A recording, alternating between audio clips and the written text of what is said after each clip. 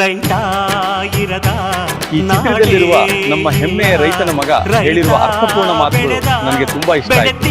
ನಿಮಗೂ ಇಷ್ಟ ಆಗ್ಬೋದು, ನೀವು ಒಮ್ಮೆ ಕೇಳಿ. ನಾವೆಷ್ಟೇ ಒಳ್ಳೆಯವರಾದರೂ ಯಾರೋ ಒಬ್ಬರ ಕಥೆಯಲ್ಲಿ ನಾವು ಕೆಟ್ಟವರು. ಸಮಯ ಮತ್ತು ಸಂದರ್ಭ ಎರಡಕ್ಕೂ ಎಷ್ಟು ವ್ಯತ್ಯಾಸ ಅಂದರೆ ಸಮಯ ತುಂಬಾ ಜನರನ್ನು ಪರಿಚಯಿಸುವ ಸಂದರ್ಭ.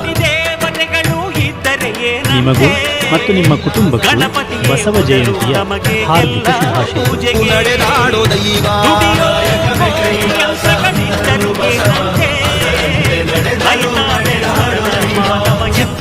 ಕ್ಷೇತ್ರವೇ ಪೂಜ್ಯರ ಉಸಿರು ಪ್ರತಿ ಕಲ್ಲು ಹೇಳುತ್ತಿವೆ.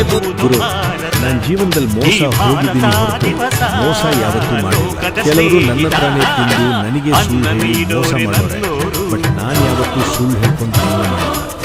ಒಂದು ಕೆಟ್ಟ ಅಭ್ಯಾಸ ಏನು ಅಂದ್ರೆ ನನಗೆ ಅನಿಸಿರೋದನ್ನ ನೇರವಾಗಿ ಹೇಳ್ತೀನಿ, ಆದರೆ ಒಳಗೊಂದು ಹೊರಗೊಂದು ಮಾತಾಡೋ